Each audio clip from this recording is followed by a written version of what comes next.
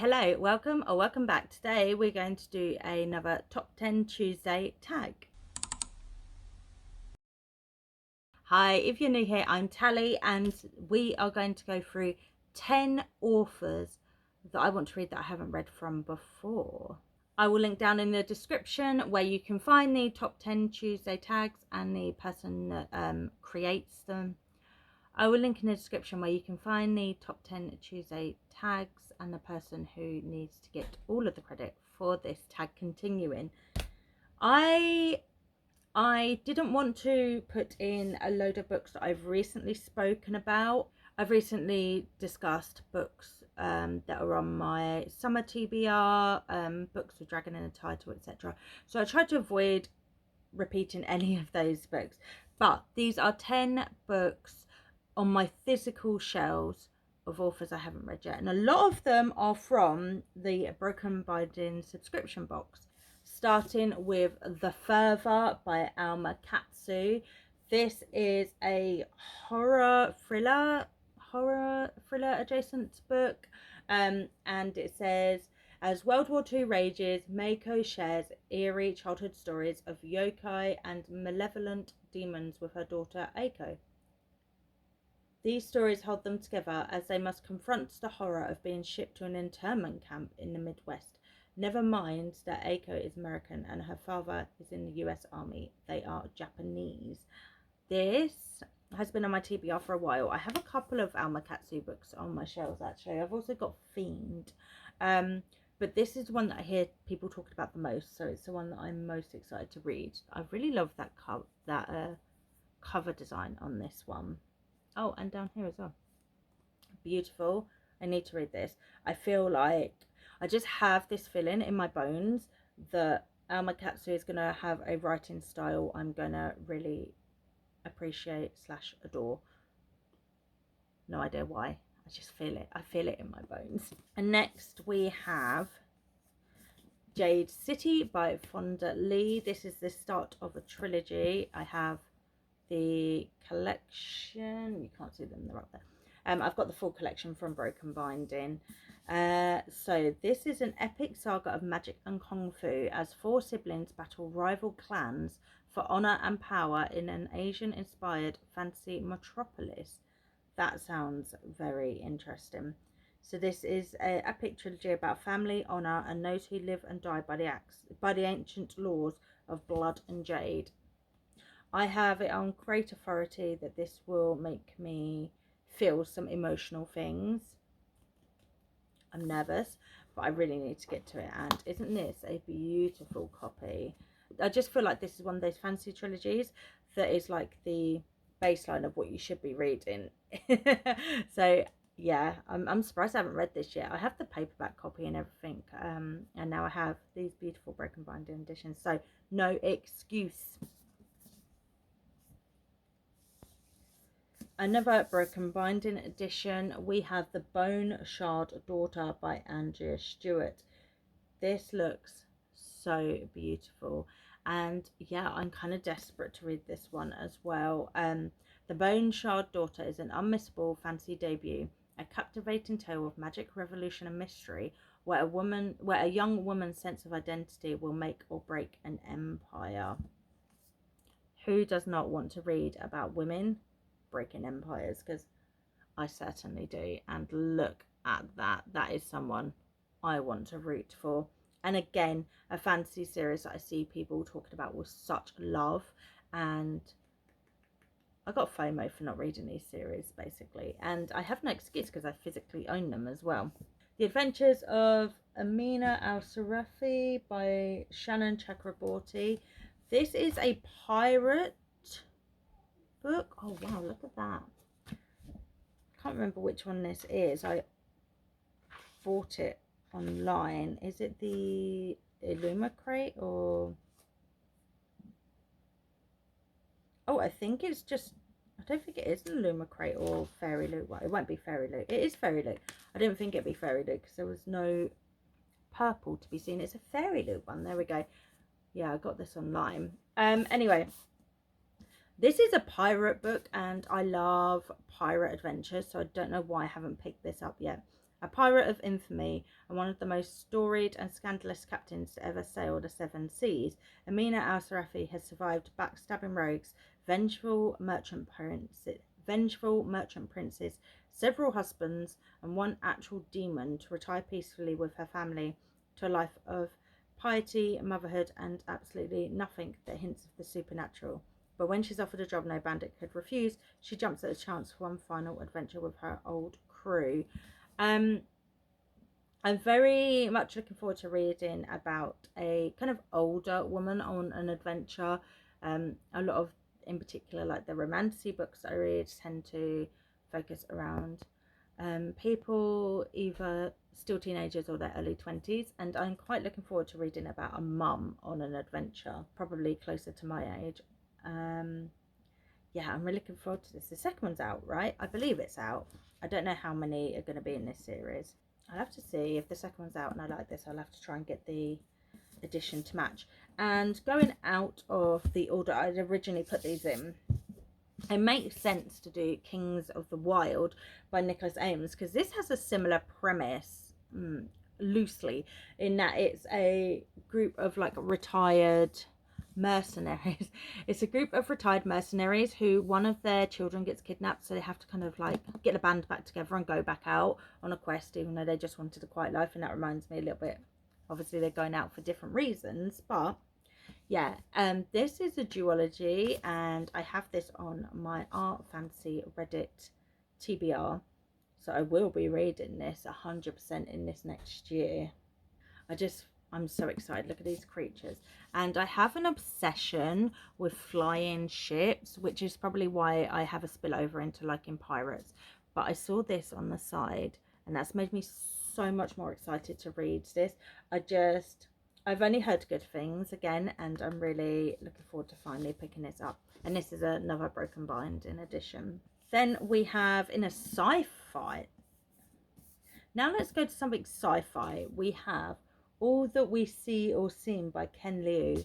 This is from the sci-fi fantasy box of Broken Binding, and this blends high stakes intrigue with profound speculation about the future of art and society in a shadow of artificial intelligence. So we follow a 14-year-old who is the infamous orphan hacker, a teenage prodigy who broke the law and captivated a nation. Now, years later, she's trying to leave that life behind, hiding in the quiet suburbs of Boston, but her fragile anonymity is shattered when a desperate lawyer bursts into her life, begging for help to find his wife. That sounds intriguing. And this is a standalone, which I don't have many of so far in this pile. I dip in and out of sci-fi, and I know that I really enjoy sci-fi, so I need to remind myself to pick it up more often, which is why I did get this box, so that I would have more sci-fi on my shelves. I've actually stopped the box now, but this one I need to pick up. And then to finish off our Broken Binding books, we have, this one was the latest from the sci-fi fantasy subscription. This is a new release, The Heart of the Naga by Lee Young-do, translated by Anton Hurt. I never know what the books are that are coming. I never look it up, and I actually had this book in my July releases that I was excited to try and get to, and then now I have a copy, which is even more exciting. But look how beautiful that is. Stunning. Look, some heart and like a little, I don't know, brute type creature. This was originally released in Korean in 2003, and now it's being re-released, so it's just been re-released this month. So the world is divided by the line of limit. To the north there are Tokabi, fire people able to manipulate flames as both weapons and illusions, Recon, giant birdmen with immense strength, and warrior crewmen, and the humans, as divided as other races are unified. To the south are the Naga, a reptilian people who relinquish their hearts for immortality. For centuries, the races didn't cross that line, but changes in the air, a Naga is being sent north, and the trio is being dispatched to make sure this agent from the south makes it out alive, one from each race, and they have to kind of learn to work together and learn to move past the judgment and hatred they have for other races. And the cover, the traditional cover, like not the broken binder one, is gorgeous as well. So I was going to pick up this book regardless, and I'm actually still in two minds whether I pick up the regular cover because I love it so much. We'll read the book and see what we think. And next is another book that has had a re-release. This is Intercepts by TJ Payne. It was a indie book. It's been out of quite a few years, and it got picked up and has now been traditionally published by Bloomsbury in the UK anyway. And yeah, it's been on my TBR for years. I had it in my KU library for years, didn't get round to it, then finally went to look at it and was like, where's it gone? It's been traditionally published. And I was lucky enough to receive this from the Bloomsbury Creator Circle, which is like a newsletter you sign up for, and each month you can request a book, and if you're lucky you might get sent it, and I did receive Insects. So this is a man who's a scientist. Is he a scientist? He works in a government facility in which they increase the psychic ability of those humans that have antennae, which are used to intercept potential threats coming into the nation. And Joe keeps like his work life and his home life very separate, and then one day something from his work life follows him home and it's no longer safe. And this just looks so cool. It's giving me the vibes. I imagine the story isn't anything like this, but it's giving me the vibes of this English film. I think it was called Upgrade. I'll pop a poster up if I can find it, and it was so good. It made me so angry with how the people acted, and I don't know, just that cover makes me think of that. So next is another book that I was very lucky to have sent to me. It's a proof copy sent by Head of Zeus, and this is The Deep and the Drowned by Ian Green. So this comes out in August. I think it's the 6th of August off the top of my head. 6th of August, yeah.